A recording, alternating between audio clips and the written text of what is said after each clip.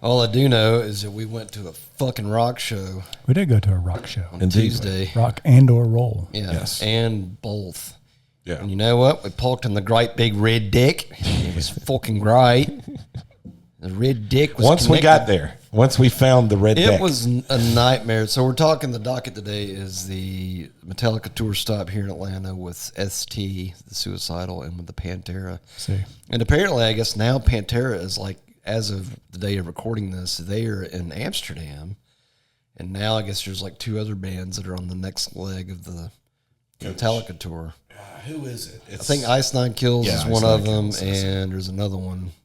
I just saw it last night. I can't remember it, but it's not Pantera and Suicidal now. Right. So check your local listings to see who's coming to a town near you. But Metallica for sure is coming. Yeah. Never been there to the Mercedes Benz arena before. It's huge. It is monstrous. Now, here's a question. Mm-hmm. What's your question? Well, I know that the Omni, because that's the last time I saw Metallica, was 33 years ago at the Omni. Okay. Probably so me too. It's been a little bit. They had longer hair. They were a fuckload younger. Yeah. They only were up to the Black Album, so all the last 30 years hadn't happened. But as I recall, the Omni was... Remember how they used to usually do like half house? Yeah. Where they would cut off the back part, and so you had like the stage, and then you had the U of the audience. Yeah. Which is historically what you get. And I think the Omni, they did have the snake pit, so they may have had it full arena style back in the 90s. I can't really remember. They did. Sure. They've done it a few different ways. I know, but I don't think behind the stage though. Well, I don't remember behind the stage. Back then they had being, the snake pit, but I don't know if they had all that blocked off and they just had the snake pit and then the audience this way. I thought it was all around. I think so. I think that's how it was. But anyway, all that to say, I know the Omni was a Coliseum. Yeah.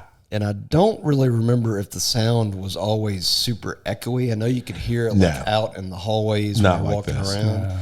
But the Mercedes, first of all, it's a super nice venue. It's a fucking beautiful venue. It's very well laid out. It's a football stadium. It's a football. It's like 75,000 seats. It's fantabulous. I mean, it's gorgeous looking to look at. It's set really well. Chick-fil-A was on point. Literally got a sandwich in 2 minutes. The guy's like, wait in line for an hour for a shirt or come get a chicken sandwich in 2 minutes.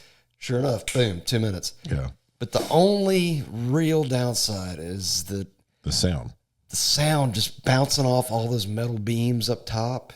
And there's some people behind us that were like, man, they should have spent an extra six grand and like put some dampener up there to keep it from bouncing all around.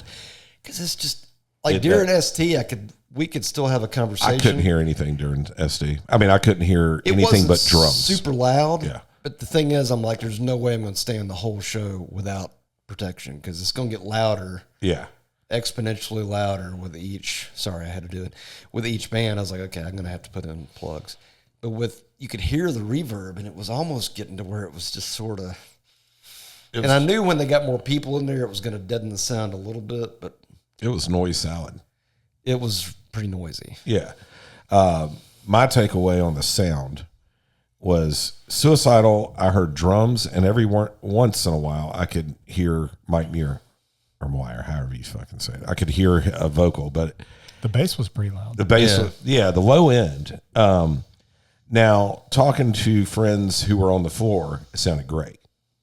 But where we're hearing all the bouncing of the wall. Now, we had good seats. We were in the 100 section, which is the first section of seats. But they still look like little miniature ants walking around on this massive, huge fucking stage. Was ridiculous. It was almost too big. Here's what I think caused our main problems with the sound. The way the stage is set up, it's a large racetrack, right? It's like a tri-oval, fucking NASCAR racetrack out in the middle of the stadium, and it's large. Yeah, but giant hole. The speakers were pointing to every.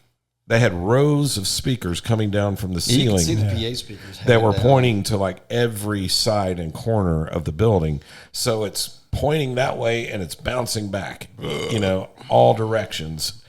Rather than had they maybe been on one side and all the speakers were pointed one way, I think it might have been a little bit better. Yeah, I think so too. The sound was my biggest. Like, I enjoyed the show, but I did not enjoy the sound. No. And that was for all three. Yeah. Like Pantera got fucked on the bass. Like they basically newsteaded Rex. Yeah. Because the guitars were washed out. I'm sure it's just where we were. Yeah. Could be, but it's like I heard some vocals, I heard a shitload of bass drum and no other drums. And then when Rex was doing Domination, I'm like, where's the volume on the bass, bro? I won't go back to the Benz for a concert. No, I'm not. I'm done with arena rock shows. Yeah. Like going to see them at like a Maris or something, like a bigger outdoor thing. That was fine because that still sounded good. Yeah. When they played at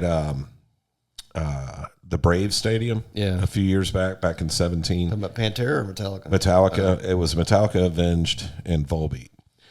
And Well, that's no an top. open air venue. Yeah, though, there's no right? top. There's no top. topless. Yeah. Yeah. It's topless. yeah. But it was awesome. I mean, I walked all over that place. We were up front I made it until about 10:30, 11 o'clock, and then I had to get out of the crowd and go sit down because my knees were done. I've been standing there since 4:30.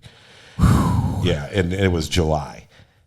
We got to get in better shape just to be able to withstand concerts, dude. I mean, this dude's in fucking shape, but me and you got to do some work. Do something, but it sounded great. The Benz is just, and I've heard this. I've heard it for a few years now since they've been open.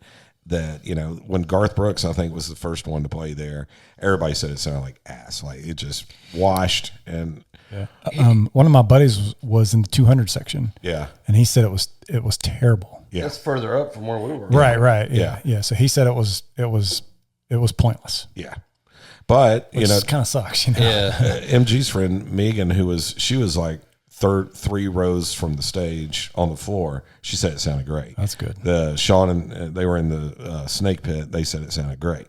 But yeah, where we were, I think the more elevation, the more you get the bounce back. Right. Off the. It was very echoey. Yeah, but so unfortunately, I couldn't tell what Suicidal was playing half the time. I could a little bit. I could tell they were playing "Send Me Your Money." Yeah, and that was a good one. That was a good one. The last song I think they played was "Adrenaline Addict," the new one. Yeah.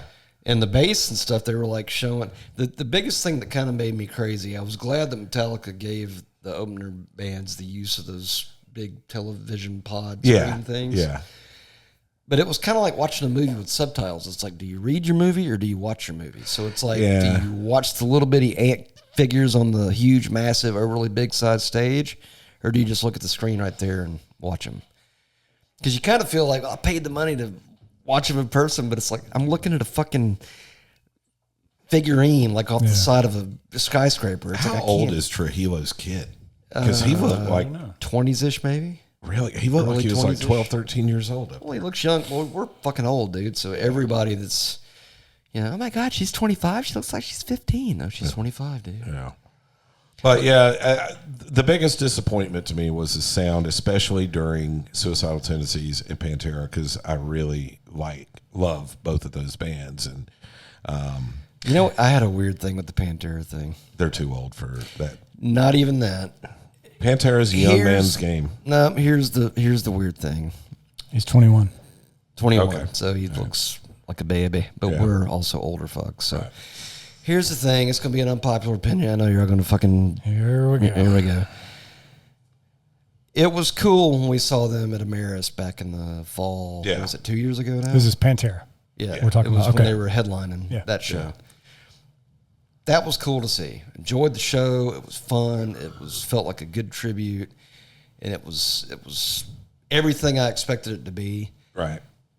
And this just kind of sort of felt like, in a fucked up way, it felt like a Pantera tribute band. It didn't feel like that Pantera show that we went to. Does that make sense? Yeah. My take is they're just not as big a band to play a giant 75-seat stadium. Other side of it, yeah. Right? I mean, obviously, I like them more than Metallica in most cases. However, they're just not big enough. That.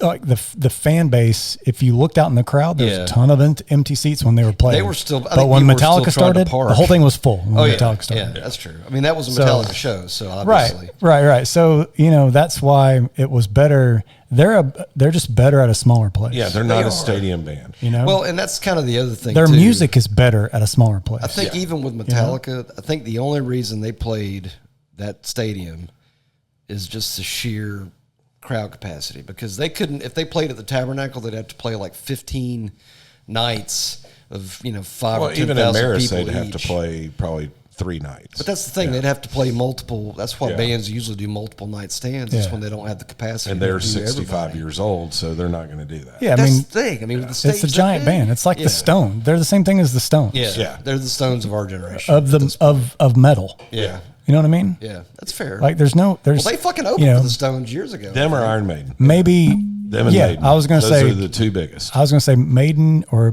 maybe Slipknot could do that nowadays. I don't know how huge their crowd is, but like even with Suicidal opening, it was weird to see them in an arena because it just didn't work. They would have been so much better, like at a Tabernacle or Masquerade. Well, if they're headlining, that's where they're going to. And it would have been jam packed in what sounded fucking awesome, right? Yeah. And when they come, I'll probably go. Because hopefully they will tour and do a Masquerade or a Tabernacle or a Roxy. Whatever. I think it's just because when I saw Metallica back in the 90s, of course that was the first time seeing them, and I saw them I remember there was one song, I forget which one it was, but they showed all the concert ticket stubs of when they came to Atlanta. Yeah. I don't know if it might have been Seek and Destroy. I think it was Seek and Destroy. Maybe, because it was one of the older songs, but they were showing like all the little ticket stubs of everywhere they played whenever they'd come to Atlanta over 30 fucking years. It's like, I remember that fucking I got that one. Yeah, I got that ticket. One. Yeah. They did cool shit with the video screens too. The Atlanta skyline was kind of cool. They would show every once in a while. I like during Fuel how they had like the weird trippy looking effect on like the guys on stage. So you saw the picture of them, but it's like it looked all kind of flamed out. There's one. Had it upside down.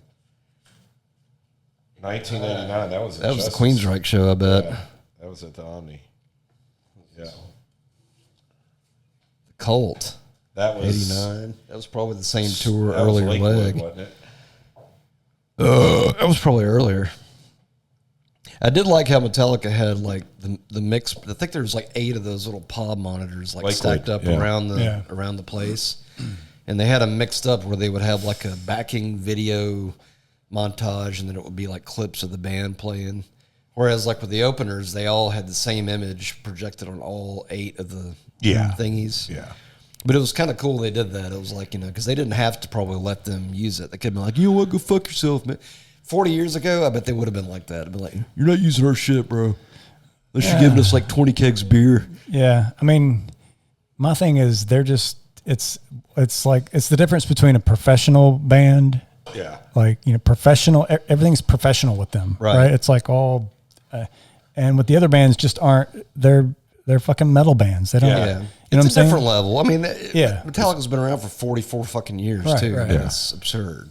Yeah. I wonder how many employees they have. Probably a bunch, dude. I'm thinking 500. But whoever was in charge of the sound, I don't know if that was their crew or if that was the house crew at Mercedes, but they can't change the building, unfortunately. I know, but there's got to be some way they could do something to compensate for the sound. Like, I'm surprised they didn't open up the top of the stadium. It would have sounded a lot better, but I guess that stadium takes forever to open and close. So if it rains, you're fucked. Okay, so it's like a bad transformer then. Yeah. Over 200 people. Wow. Okay. But I'm just thinking all the artwork, all the videos. Well, even the store. The fucking pop-up store. Yeah, the pop-up stores, the marketing, the social media. Yeah, that's a thing. Yeah. I was trying to find a review just to see what anybody else said, and a lot of things I saw people raving about it, like first ever Metallica show was awesome. Yeah, and again, not the show was awesome. Yeah, I enjoyed the show, but the sound definitely left something to be desired. I had earplugs in because I knew I wasn't going to be able to take the bouncing off the metal. It got better with Metallica. Oh it was definitely better with Metallica. I knew what songs. It was their show. Yeah, but. Yeah, for me, Suicidal and Pantera were a bit of a disappointment, but it's not their stage is fault. too big. It was too big for them. It was too big. And they were kind of like, and they didn't want to be on that stage. You know that. Well, even Charlie had like 2 drum sets, which I thought was kind of cool. Yeah, so he could play for both sides. But it's kind of like... They didn't play anything off of Tranquil or Reinventing. Reinventing. Yeah, that was kind of strange, but I guess having such a short set, it's kind of like... Yeah, they could have put at least one song. Yeah, from one of the two. Electric. Yeah, I mean, goddamn Electric. Come on. But it was, to me, the I don't know how to say this, but when Pantera was playing, it's just like they were just kind of plodding along I don't know. To me, when I think Pantera, I think, and I understand there's a big age difference. Yeah. But when I say Pantera is a young man's game, they were the energy, the jumping around, the Phil going ape shit all over the stage. Yep. That made the music even better than it was. But that's also Metallica in the late 80s and early 90s. They were Kinda. I mean, a lot more headbanging and hair going everywhere, but Phil with the rug and the no shoes, just kind of walking around. And I get it; he's fucking old, and he's been through a lot. They felt kind of a little bit out of place, but yeah, that band is not the same as they used to be. No. Just in fairness, Metallica is also not the same. It's fun to hear a Pantera song played live with Phil singing it. Absolutely, it's great. Yeah. And Charlie Benante, a world class drummer. Yeah. Zach Wilde, fucking great guitar player. But it ain't. It's just not the same. It ain't Pantera back in the day. Just like anybody that would see Metallica now would say that Metallica is not how they were back on the Puppet Street. Now, if that same lineup comes back to Ameris, I'll go see them. I might. I don't know. It left a different taste in my mouth, mark the time, than the first time I saw it. The first time I enjoyed the Pantera show. It was a tribute show. Yeah. But after that, it was kind of like... It just didn't set right with me somehow. Yeah. I don't know how. I'll probably be going. No hate, no disrespect, but it just didn't feel right. When Down comes, we got to go. That's what I was about to say. I'll go see Down. That's going to be bad because Down is going to be down. Yeah, always going to be down. Right. I'm always going to be down for Down. I was a little disappointed in the set list. For me, there's no deep cuts. Oh, somebody asked me if they played any deep cuts. I said the farthest I could think might have been Orion. Yeah. That's about the biggest deep cut I could think of in that whole set list. And they played 14 songs total with no encores, right? And was it 14? I think so. And the only thing from Kill 'Em All was Seek and Destroy, right? Yeah. Let's see. They opened with Creeping Death, which was really cool. Yeah, that was badass. Well, according to this, I think For Whom the Bell Tolls. For Whom the Bell Tolls is cool. Cyanide off Death Magnetic. Right. And then Lux Eterna and If Darkness Had a Sun, those two back to back. Those are off the newest. M72. The Day That Never Comes. Or season 7. And then Fuel was when all the flames and pyro and stuff popped That was out. cool. That was pretty cool. And I guess the drums go underground and move on a track and then pop up somewhere else in the stage. Or no, I think it's multiple sets. It's multiple sets. Yeah. And they just I'm pretty sure he had. I'm pretty sure he had 4 different sets. So after Fuel, there was Orion. Nothing Else Matters. That was kind of a cool part of the show with the lights and it was kind of quiet. And the sound was better with that because it wasn't so over the top and loud. It was Sad But True was pretty cool. The heavy thing, that was kind of cool. One was cool, of course, grenades and all that stuff. The fact that Lars could still do it, I don't know if y'all noticed or not, they made him hang for like an extra measure or two doing the It's like, come on, chew your gum, motherfucker. Let's see you do it. Try as fast as I can, guys. Come on, fucking hold on. Jesus. Seek and Destroy with the balls. That was fucking... I don't know why that was fucking hilarious to me. Those started fights. All I could see is balls. Balls. It's just balls everywhere. The first, I was like, somebody's taking one of those motherfuckers home. And as soon as I said it, one bounced down to the floor, and you see this group, like this 3 people go over there Pounce and they on it. Yeah, they undo like the thing, and they're like squeezing it out. They were trying to kind of wrangle them back to the holding area, I guess, because eventually they would bounce their way back and they'd kind of get them out of the flow. And of course, the Master Puppets, and they closed out with Sandman. And I think by the time Sandman came on, we were all kind of like, okay, yeah, we've heard it 8 million times. Yeah. But the crowd went fucking crazy. Oh, they were fucking loving it.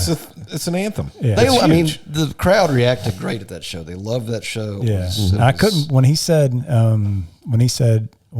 James asked how many people, is this your first time seeing Metallica? Yeah, and all those people were cheering. I was like, holy shit, really? Yeah.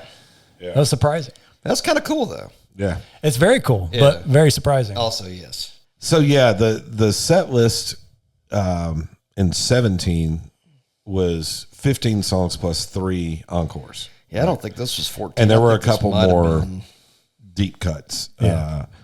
Let's see. I want to say Hit the Lights. 2, 3, 4. Oh, yeah, King Nothing was in there, too. I forgot that. So Ride the Lightning. They played Ride the Lightning. Yeah, that would have been killer, man. Yeah.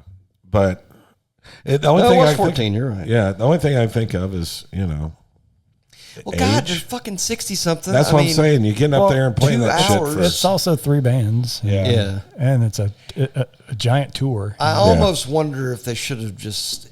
Because they're so big now, it's almost like, why not just do an evening with? Just by themselves? Yeah, just call it an evening with. Give them... Call it but 2.5 solid hours. Here's why. I don't think they can get up there and do 3 hours anymore. Well, they can do an intermission somewhere. Yeah, that's a lot of fucking work. It's not like the Stones where it's boom, they're playing really technical. I mean, But even then, they could mix up the set. Maybe have one that's more mellow. They play something different every night. If you look at the set list they played the night before they came to Atlanta, it was a little bit altered. Some people have kind of shit on that because they've here and there. I mean, naturally, everybody shits on everything, right? Yeah. But apparently, the dissension is that by not playing the same thing every night, sometimes you might forget how something goes, or you're not as tight as you would be otherwise, or whatever. It's like if you're gonna get that nitpicky about it, they've been playing the songs for fucking years. I know, dude. Yeah. It's the whatever. People it's like whatever. They don't even have to think to play those songs. It's probably just a formality to do. But they rehearse. Yeah, the old songs, it's just like they can do it blindfolded. Yeah. They rehearse before every show. They go in a little room to get their hands warmed up and shit. Yeah. Here's the biggest takeaway I think I had, and I thought I'd reflect on. I had reflections. I know they're not like your reflections, but I did have reflections after the fact. Yes. The closest thing I could think of to compare it, because keep in mind, the last time I saw them was 33 years ago. Right. Yeah, me too. Yeah. Very different band, very different people, them and us, obviously. Mm-hmm. But the only way I could think about it would be like if you could imagine, like, let's say you're fresh out of a marriage. You guys aren't, but I mean, I've been fresh out of a marriage for 13 years now, so I can imagine this. It's my fantasy. And I think about, the first girl you ever hooked up with in high school, and it's like, oh, man, she was like a beauty queen, man. She was so hot. She used to wear these little white shorts, and they're like totally fucking sexy. And you're thinking, I remember how she looked back then. And then, of course, you meet her now, 30-some years later. It's like, she's got like back acne, and she's got like these clothes, like she's got a front butt, and she's got like weird flip-flops and edema, and just she's got a tattoo that's all stretched out. It's like a goldfish. Now it looks like a fucking whale shark or something. Just what I'm saying is, it was kind of weird, like seeing James. Like you could tell, obviously he's in his 60s. He's got gray hair and. Yeah. Kirk pretty much still looks the same. I don't know what was up with Lars and I think he was having gum withdrawal because all the tongue action. He's like, he's been doing that for years. Yeah. It's like, oh my God, give me some fucking gum, going in withdrawals. Holy shit, it's crazy. But I don't know. I guess that's kind of the thing. It kind of made me reflect on fucking, hey, dude, that was 30-some years ago. Yeah, we're getting old. But they're still doing it, so hail to them. Absolutely, yeah. They're still fucking doing it. I'm not playing arenas and touring the world still, so God bless Metallica for that. Yeah. Indeed. Well, yeah, I mean, it's totally different than the Metallica we went and saw. It is. And Justice for All. But, you even as an artist, you age and transcend and change and transform. And what were y'all's highlight picks of the night? If you had to pick moments. Creeping Death at the beginning. That's a good way to kick off any show. That was I was kind of glad they started with that. And the chant part of that song was really cool. That was really nice. And fucking James sounded great. Yeah, he did. He was hitting some fucking high notes too, dude. It's like I noticed on the new album he hits a lot more high notes than he did on the previous two. Yeah, and I don't know, man. God bless him. I mean, fucking working it out and keeping on. But yeah, I would say Creeping Death. Even though it's a slow song, I thought the Nothing Else Matter moment was really cool. One was cool. I love the video. They've been using that same video for the last few tours. For one, and it's super cool. A lot of puss head art up there flashing. But the flash pots and the fire and all that shit was pretty cool. Yeah. I thought the band sounded great. Kirk sounded great. I liked the fact he brought out that $2 million guitar. Was it Greenie? Greenie during Nothing Else Matters. And you could hear it. I mean, that fucking tone was just perfect. I guess they had all the cabinets and stuff down under, or you think they were all going direct? Who knows? I know James uses a big rack. Because I don't think ST had all their shit on stage either. I guess they had all the sound stuff underneath the stage. They got a guy that each one of them have a guy that handles all their amps and pedals. You know, they don't have to hit the Y, or Kurt still does the Y pedal, but they don't have to hit the distortion and clean. You know, they got somebody doing all that shit for them, and that's going to be nice. Don't worry about it. Just fucking know that it's going to happen, and if it don't, you're fucking fired. You got one job, right? Hit the fucking button. It's like, if you fuck this up, you're going to have to fuck all the roadies I don't want to fuck. Yeah. Oh, shit, okay. Yeah. Got to make sure I get it right.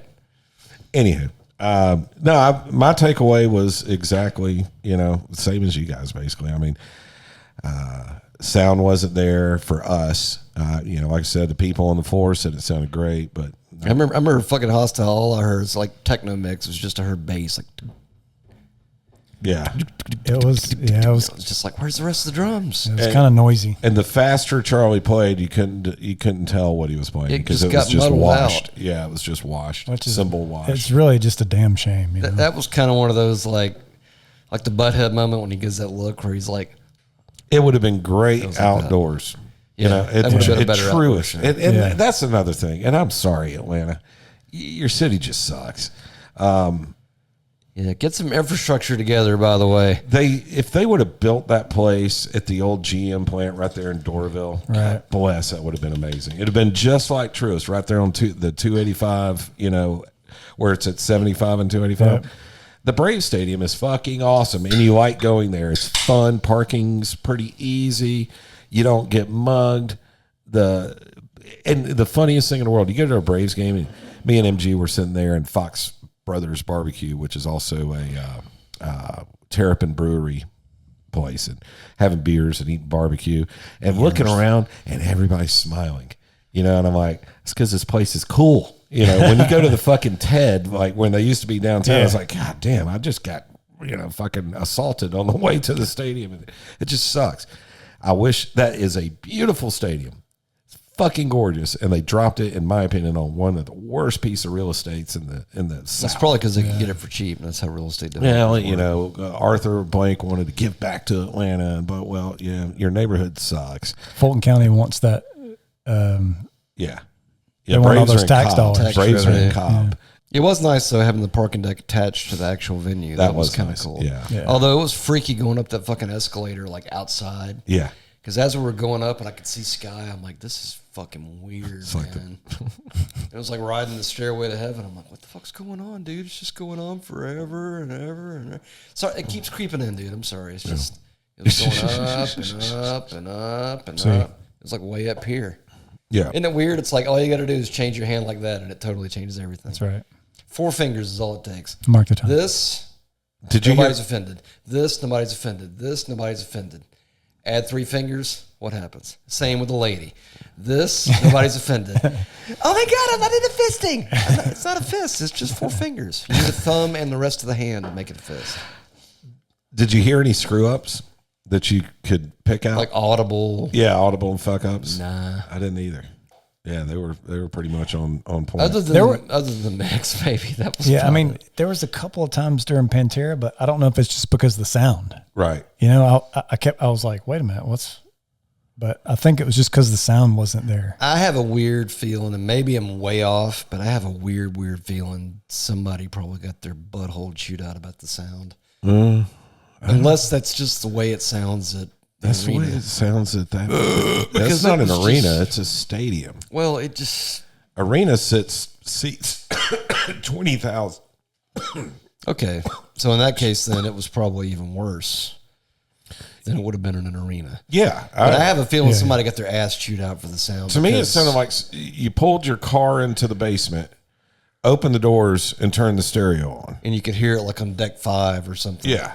Yeah. Because like when Rex was doing the beginning of Domination, I was literally like, I'm like, the bass should be shaking this whole fucking place. Mm-hmm. And I'm hearing Yeah. Like, do y'all have it turned? Do you have it turned past 1? Do you have it turned past 1? Do you see that other number that's got 2 digits? That's 10. Yeah, you want to put it over there because 1's not enough. Well, you know how that goes. Excuse me, dude. Don't you die on me. Allergies. Sorry. The opening band is the quietest. The middle band gets a little bit of volume boost. A little bit. And then the headliner gets it. And that's just the way it is and the way it has been since the beginning. When they came on, though, did you notice the big loud fucking like the THX, like wind noise? And then it's a long way to the top. That was kind of cool. That was cool. And then the last time they played, the last time I went, I think it was an AC/DC song, but I think it was a different one. I can't remember what it was. I think they've had that one now, maybe a long way to the top for a while.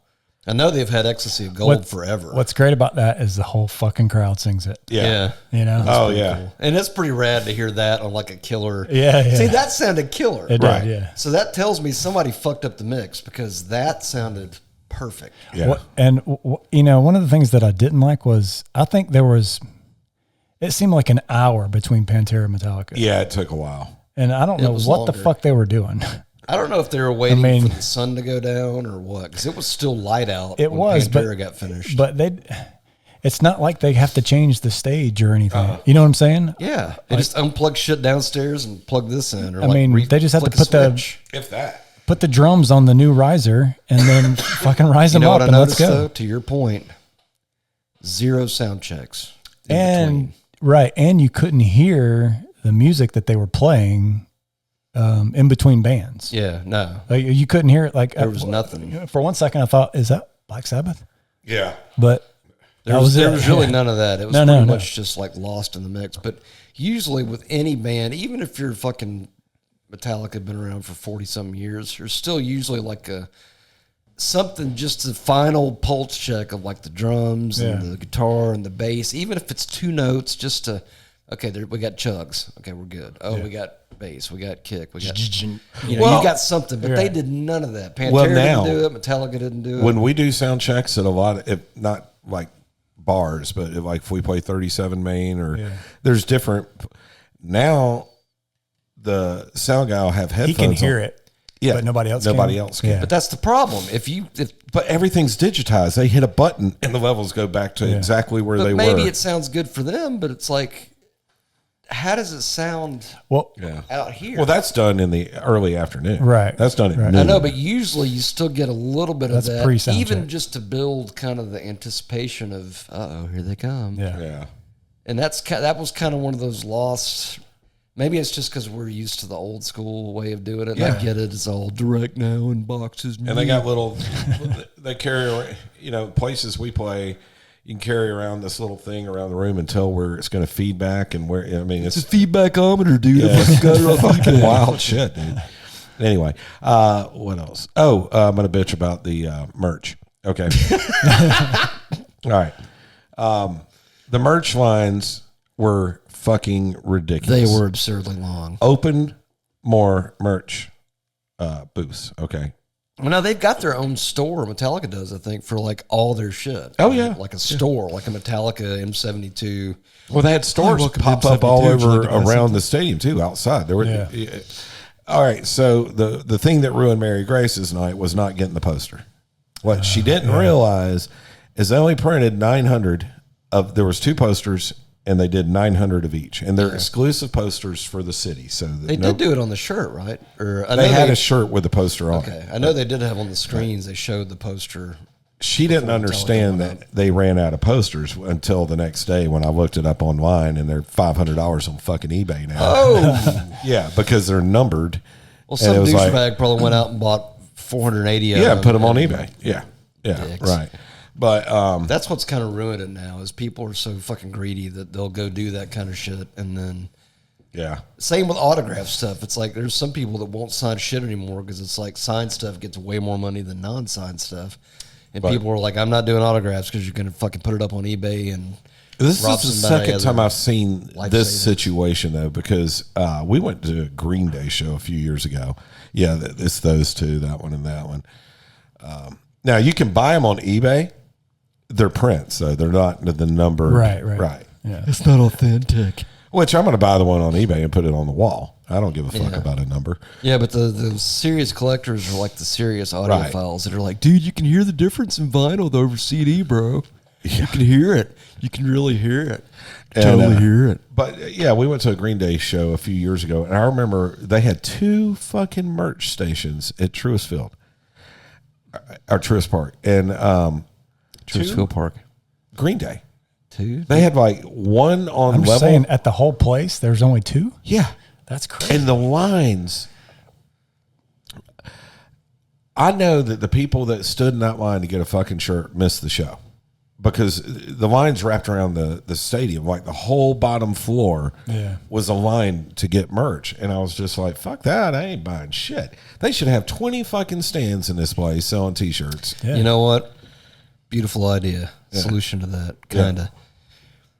What if, because I was thinking about that Pantera live stream I saw back when the plague was happening a few years ago.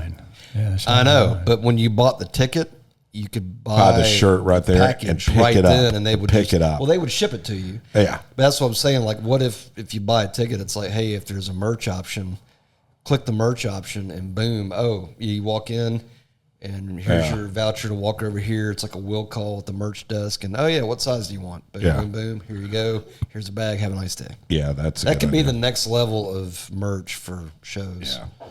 Yeah, I will say that the $2 hot dog was pretty fucking cool. I thought you said Hot Pocket, dude. I remember I was kind of like, really? $2 Hot Pocket? I mean, we are in Atlanta. They have in the bins. They have these little booths called Grab and Go. I don't know what I think of that, dude.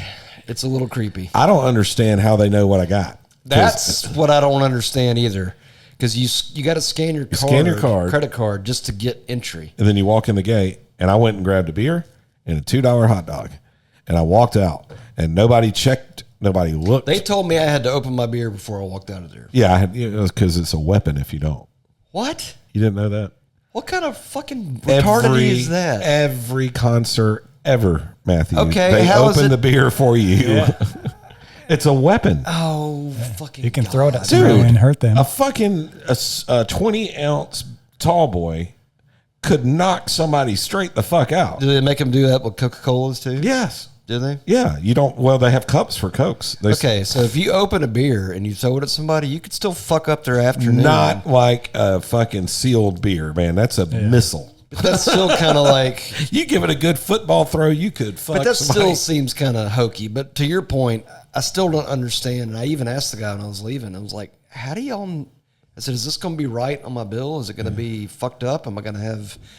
He got $300 worth of beer the other night. It's like, as soon as I walked out of there, it's cameras and facial shit. I'm like, how the fuck does it know? As I was eating my $2 hot dog, I looked at my phone and it was $15. I had a $13 beer and a $2 hot dog. I'm like, how the fuck they know? Whatever. That's creepy to me. I don't. Convenience can be creepy, sir. Well. About to get creepier. But they had a Chick-fil-A in there, and they weren't elevated prices. They were regular Chick-fil-A prices. Oh, really? It was about $8, I think, for Chick-fil-A sandwich. You been to Chick-fil-A lately? The last time I went was when I went there at the stadium. It was $8 for a sandwich and $3 for beer or water. $3 for a water. Yeah, but in fairness, I did see a sign that said $3 for a water and $2 for a Coke. Yeah, that's also fucked up. Wait, what? But in fairness, though, I had my sandwich literally in 2 minutes. Well, MG bought the $8 Coke cup, and it was free refills all night. They had like fountain stations everywhere. You could just go get your own Coke. So if you had snuck in little bottles of oh my god, sorry, of Jack Daniels, you could had quite a few cocktails. Anywho, I thought it was. I wouldn't do it again. No. We spent a lot of money on that. I'm done with stadium stuff. Yeah. It was a good experience. It was. We had a good time. It was good to see them again after 30 years. Yeah. And they're still on top of their game. Yeah. Pretty much. The show was very great. Professional. Yeah. The show was great. Sound was something to desire, but it was kind of like having a great date with a supermodel and her pubes aren't all trimmed up. It's like, you know what? Or it's a little stinky down there. Just a little. maybe there's a little leftover from before or something. I mean, I don't know. It's like, you know what? You take the good, the bad together. Right. That's it. You take them both, and then you have the facts of life. The facts of life. That's right. All right. So, all right, let's wrap this bitch up then. Let's do it. Let's get the fuck out of here. Let's do it. All right. Well, anyway, you guys can still go catch Metallica on tour. They're touring, I think, in the States through the end of June at least. And our experience will most likely not be yours because it could be an outlier. Everyone I've talked to says that the Benz is one of the worst places to go see a concert. Okay, fair enough. So you might be in a better situation. We know. And now we know for a fact. Knowing is half the battle. You know. And they're going to be touring, I think, into next year, like in Europe and stuff like that. So, I mean, they're going to be on the road for a minute. So go check out the Metallica. Indeed. Go check them out. All right.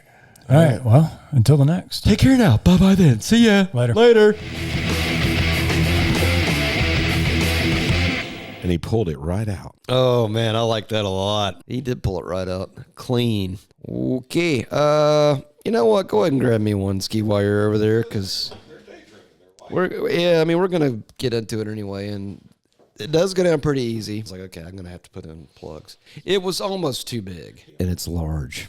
I wanted to show you guys something I thought was really peculiar. It left a different taste in my mouth. 4 fingers is all it takes. Educational purposes. For educational and instructional purposes only. What? Because it's metal as fuck. Hell yeah. My balls fell asleep. It's all bullshit. There's no moon. Keep it thrashy.